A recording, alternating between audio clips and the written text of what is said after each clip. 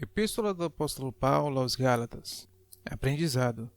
Em vez de regredir ou andar para trás, devemos progredir em nossa fé e caminhar para a frente.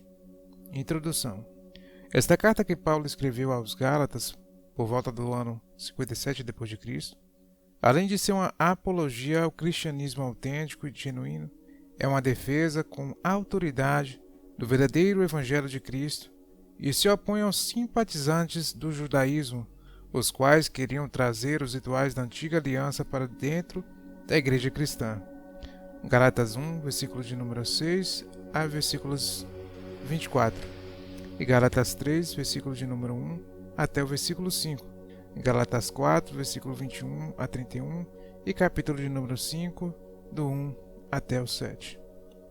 A Galácia, região destinatária desta carta circular de Paulo, era uma província romana nos dias apostólicos que abrigava 4 importantes cidades evangelizadas por Paulo e Barnabé durante a sua primeira viagem missionária: Antioquia da Pisídia, Icônio, Listra e Derbe. Atos capítulo 13, versículos de 14 a 52 e capítulo 14, versículos de 1 até o 23. Apesar de ter apenas 6 capítulos, esta epístola de Paulo aos Gálatas possui um rico conteúdo teológico e doutrinário e se assemelha com a carta aos Hebreus, por apresentar a superioridade da nova aliança. Gálatas 4, versículo de número 21 até o 31.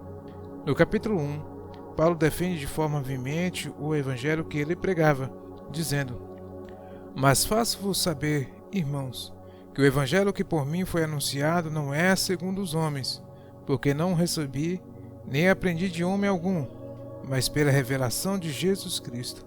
Gálatas 1, versículo de número 11 até o 12. No capítulo 2, Paulo cita um embate existente com o apóstolo Pedro acerca da discriminação entre gentios e judeus em Antioquia, que serviu de preâmbulo para o primeiro concílio mundial apostólico em Jerusalém, por volta do ano 50 d.C., o qual se reuniu para dirimir estas questões entre os gentios e judeus acerca da lei de Moisés. Atos capítulo 15, versículo de número 1 até o 35 e Gálatas capítulo 2, versículo de 1 a 21. No capítulo 3, Paulo subiu o tom contra os Gálatas ao ponto de chamá-los de insensatos. Gálatas 3, versículo 1, pela insistência deles em continuar guardando a lei de Moisés.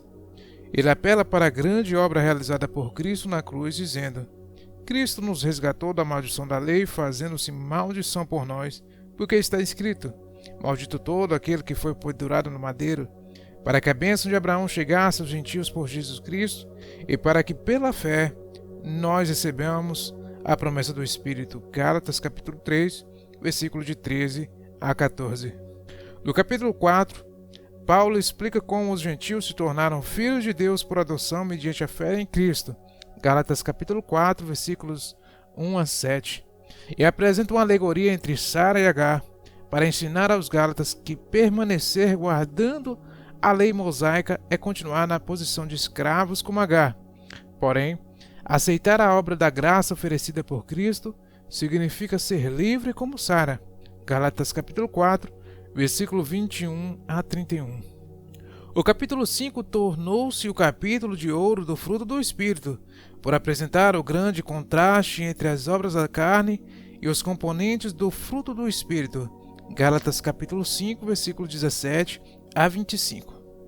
E no capítulo 6, Paulo elege a igreja como o Israel de Deus e apela para a cruz de Cristo, dizendo: "Mas longe esteja de mim gloriar-me, a não ser na cruz de nosso Senhor Jesus Cristo, pelo qual o mundo está crucificado para mim e eu para o mundo. Porque em Cristo Jesus nem a circuncisão nem a incircuncisão tem virtude alguma, mas sim no ser uma nova criatura. E a todos quantos andarem conforme esta regra, paz e misericórdia sobre eles e sobre o Israel de Deus.